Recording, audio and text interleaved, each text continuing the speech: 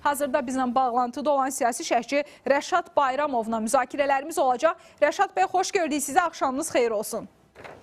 Xoş gördük. Rəşad bəy, ilk olaraq istəyirəm Paşinyanın açıqlamasının bu hissəsi ilə başlayaq. Vurğulayır ki, Hikmət Hacıyevin Dilicana səfəri çərçivəsində parlamentdə ləğv edilən separatçı rejimin bayrağının qaldırılmasının müharibə elanı olduğu narahatlığı çatdırıldı. Biz də bununla bağlı müzakirələr apardıq və görünür ki, buna sonraki dönəmdə Azərbaycanın narahatlığı ciddi alınaraq aradan qaldırılacaq. Mən həmin görüşlə bağlı proseslərə bir də qaydaq istəyirəm. Bir çox istiqamətdə orada müzakirələr aparılmışdı. Biz xatırlayırıq. Burada etimad quruculuğu məsələsi var idi. Əlbəttə ki, iki ölkə arasındakı sülh istiqamətində müəyyən proseslərin irələdilməsi, praktik addımların daha da gücləndirilməsi, intensivləşdirilməsi ilə bağlı məqamlar yer alırdı. Bir də bu açıqlama bizə nəyi deməyə əsas verir? Etibarilə Hikmət Hacıyevin Ermənistana səfərində təkcə Azərbaycanın bu istiqamətdə narahatlığı, belə deyək, Ermənistan tərəfinin diqqətinə çatdırılmıyor. Təbii ki, görüş seçkilərin nəticələrindən dərhal Suriya təsadüf edib. Və bütün bir seçki dövründə və ondan əvvəlki dövründə də faktiki olaraq Ermənistanın üzərinə götürdüyü öhdəliklərin icrası istiqamətində konkret addımlar atmağı Ermənistan tərəfi seçkilərdən sonraya saxlamışdır və davamlı şəkildə delimitasiya, demarkasiya işinin aktivləşməsi olsun, belə deyək, Zəngəzur dəhlizi istiqamətində proseslərin sürətlənməsi olsun və digər məsələlərlə bağlı bütün proses faktiki olaraq seçkilərdən sonraya saxlanılmışdı və seçkilərin nəticələrindən sonra Hikmət Hacıyevin də Ermənistana səfərində faktiki olaraq Ermənistan tərəfindən üzərinə ötürdüyü öhdəliklər istiqamətində addımlar atmasının vacibliyi bir daha erməni tərəfinin diqqətinə çatdırılır. Və konkret olaraq təbii ki, üç tərəfli bəyanatın, yəni Vaşinqtonda imzalanan üç tərəfli sənədin icrasından irəli gələn fəaliyyətin həyata keçirilməsi. Burada təkcə konstitusiya dəyişikliyinin belə deyək, həyata keçirilməsi məsələsi yox, eləcə də Ermənistan daxilində separatçı mövqeyinin belə deyək, qarşısının alınması istiqamətində Ermənistanın üzərinə ötürdüyü öhdəliklər də bir daha Ermənistanın diqqətinə çatdırılıb. Ona görə də Paşinyan belə deyək, bu məsələdə parlamentdə mövqe bildirməklə faktiki olaraq həm də Azərbaycanın narahatlıqlarının bundan sonra mütləq şəkildə diqqətə alınacağının belə deyək, mesajını vermiş oldu. Təbii ki, bu öz özlüyündə bir sıra istiqamətdə konkret addımları etibar edir. Yəni söhbət təkcə hansısa separatçıya parlament daxilində bayraq qaldırmaq imkanının tanınması yox, həm də həmin o separatçı qurumun parlament deyilən bir strukturunun ləğvi və yaxud da onlara bu və ya digər şəkildə hansısa mənzil qərargahda fəaliyyət göstərmə imkanları, onların saytı bu günə qədər də belə deyək, fəaliyyətini davam etdirir. Yəni bütün bunların qarşısının alınması üçün konkret addımlar atılması tələb olunur Ermənistan tərəfindən və yenə deyirəm, indiyə qədər bu və ya digər şəkildə Paşinyan seçki ilini belə deyək, bəhanə gətirərək bu istiqamətdə konkret addımlar atmaqdan yayınırsa, artıq seçkilər başa çatır. Buna görə də götürülən öhdəliklərin icrası istiqamətində addımların atılması vacibdir. Rəşad bəy, və digər tərəfdən Ermənistana Qərbdən biz siyasi, eyni zamanda maliyyə dəstəklərinin olduğunu görürük. Elə bu günlərdə bir Eagle Partner 2026 təlimləri keçirilir. Hərbi istiqamətdə də dəstək göstərilir. Burada iştirak edən ölkələr isə Amerika Birləşmiş Ştatları, Fransa, Yunanistandan söhbət gedir və Ermənistana ələxüsus ki, Fransa timsalında son dönəmlərdə necə hərbi dəstəyin göstərildiyi göz önündədir. Yeni silahlar da verilir Fransa tərəfindən və keçirilən paradda bunları nümayiş etdirmişdi Nikol Paşinyan. Bu dönəmlərdə həm Azərbaycana yönəlik sülh mesajları ötürülür. Rusiya ilə bağlı gərgin o münasibətlərin olduğu zaman da nəzərə aldığımızda bu təlimlər necə bir mesaj ötürür? Baxın, Qərbin Ermənistan üçün prioriteti, yəni Ermənistan qarşısında qoyduğu öhdəlikləri və özlərinin Ermənistanla bağlı əsas hədəfləri Rusiyanın bu və digər şəkildə təsir imkanlarının məhdudlaşdırılmasından ibarət. Ermənistanın Rusiyadan iqtisadi asılılığı ortadadır. Və enerji asılılığı, burada digər məsələlər var, amma eyni zamanda təhlükəsizlik məsələsində də asılılığı var. Ermənistan bu günə qədər Qərbin belə deyək, qarşısına qoyduğu öhdəliklərdən bu və ya digər şəkildə yayınırdı, çünki alternativlər yox idi və onlara faktiki olaraq o mesajı ötürüldü ki, bu günləri bu alternativlər olmadığı üçün və biz Rusiyadan bu istiqamətdə asılı vəziyyətə qaldığımız üçün birdən-birə Rusiya ilə bütün münasibətlərin dayandırılması haqqında qərar verə bilmədik. Ona görə də Qərb həmin Ermənistanın bu istiqamətdə narahatlıqlarını nəzərə alaraq, eyni zamanda Ermənistanın mövcud hakimiyyətinin bu istiqamətdə bəhanələrini nəzərə alaraq, həm iqtisadi cəhətdən bu verdiyi şəkildə Ermənistanın dəstəklənməsi istiqamətində addımlar atır. Yəni, Avropa İttifaqı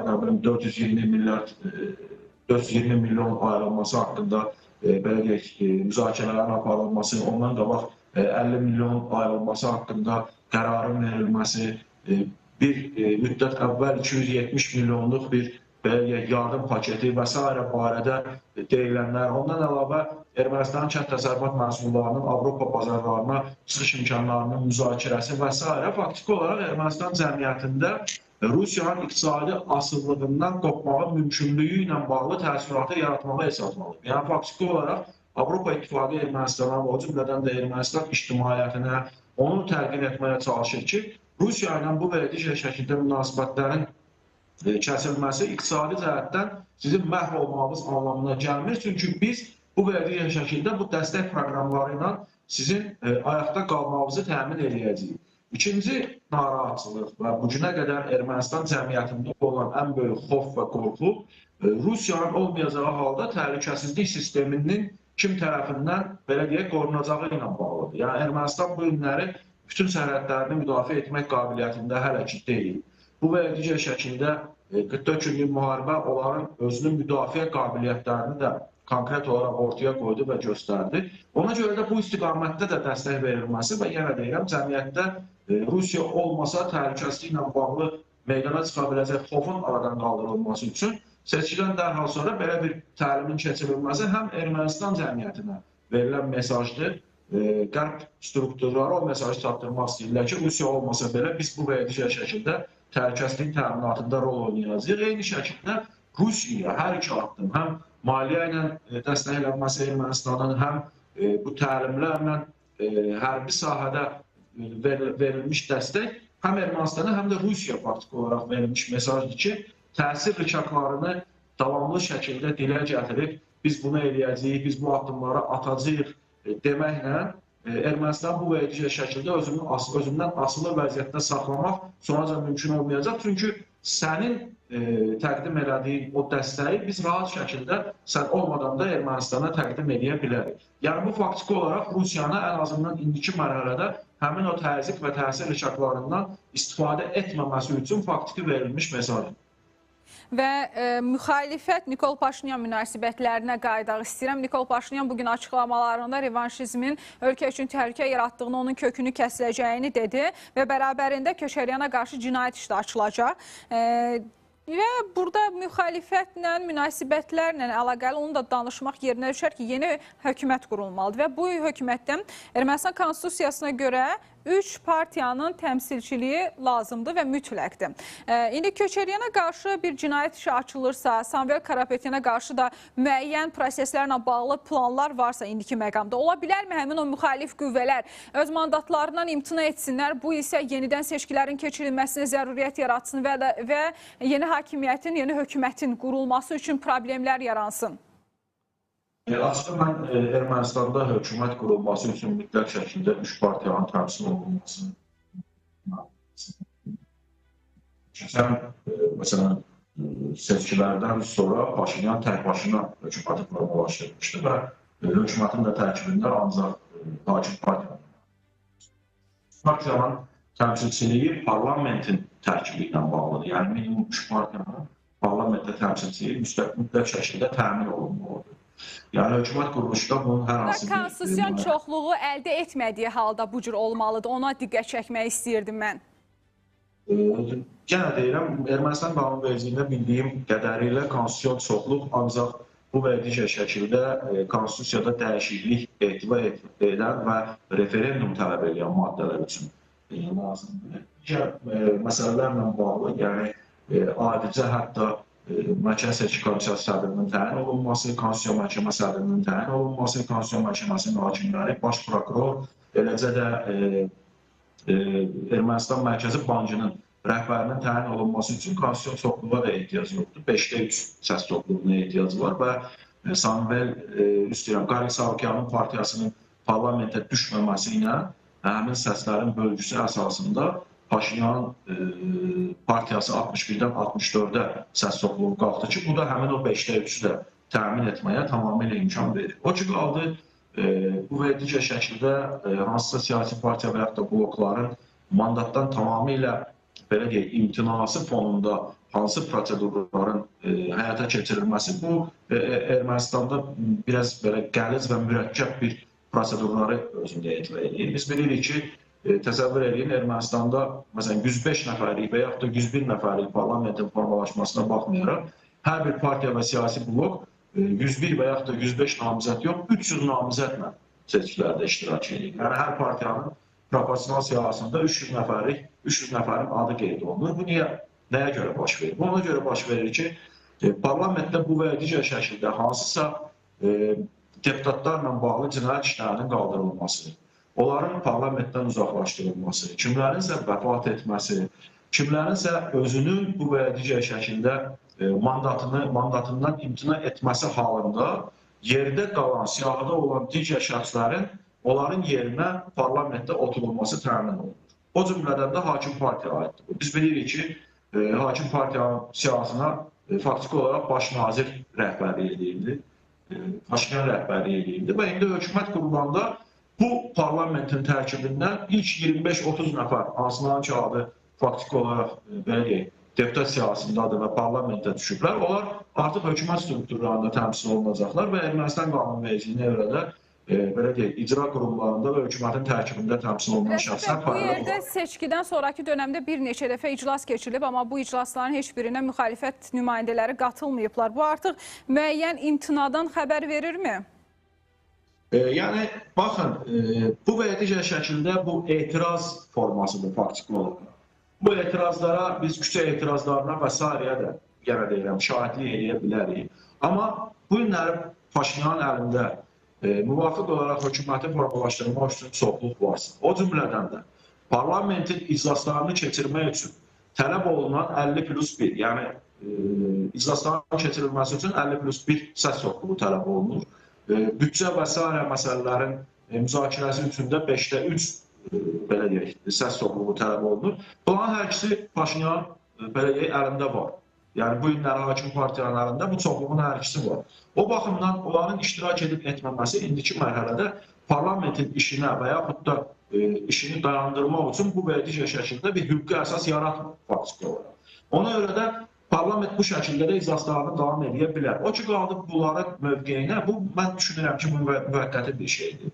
Sabahları mütləq şəkildə, bu və digər şəkildə Rusiyadan gələn sifarişlər əsasında onlar parlamentin işində iştiraklarını davam etdirəcəklər. Çünki Rusiya faktiki olaraq minimal hədəflərinə nail olub. Paşinyanın əlində konstitusiyon dəyişikliyi həyata keçirmək üçün 3-də 2 səs çoxluğu yoxdur və bu və digər şəkildə konkret qərarların qəbul olunması, Avropa İttifaqına qəbulla bağlı referendumun keçirilməsi və yaxud da digər prinsipial məsələlərlə bağlı Paşinyanın əlində olub, faktiki olaraq indiki mərhələdə bağlıdır. Bu da Rusiyaya ən azından növbəti bir neçə ildə əgər Paşinyanın təzyiqi və s.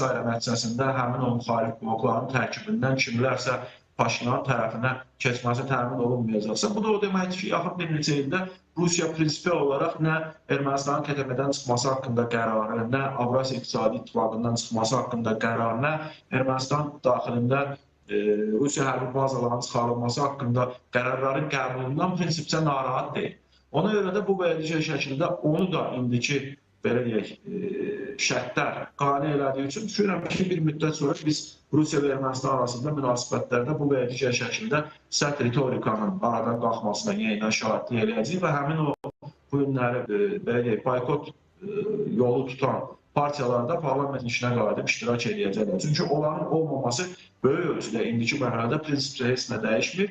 İkinci bir məsələ də oldu ki, bu əgər növbəti və növbədənkənar seçkilərə gətirib çıxaracaqsa, Paşinyan bu dəfə artıq, belə deyək, indi buraxdığı səhvləri də etməyəcək və faktiki olaraq müxalifət daha az sayla parlamentdə təmsil olunacaq ki, bu da onların da marağında və onların, belə deyək, arxasında dayanan gücün də marağında deyil. Bir də Nikol Paşinyan açıqlamalarının içərisində 2028-ci ildə Azərbaycan Avropa Siyasi Birliyinin samitində iştirak etmə istəyi də yer aldı. Qısa bir cavab istəyəcəm sizdən. Bu müddət ərzində sülh müqaviləsi imzalanarsa və yaxud da ümid edirik buna imzalanacağını, necə belə bir şans varmı? Necə dəyərləndirirsiniz? 2028-ci ildə Paşinyan Azərbaycanda keçiriləcək tədbirə dəvət olunması Paşinyanın həmin dövrə qədər özünü necə aparmasından və Ermənistan hakimiyyətinin götürdüyü öhdələrin icrası istiqamətində hansı addımlar atmasından asılı olacaq. Təbii ki, əgər münasibətlərin həqiqətən normallaşması istiqamətində Ermənistan tərəfi müvafiq addımlar atacaqsa, böyük ölçüdə ortada hər hansı bir problem olmayacaqsa, o zaman onun dəvətində də hər hansı bir problem olmayacaq. Aydındır. Çox sağ olun, təşəkkür edirik önəmli dəyərləndirmələriniz üçün.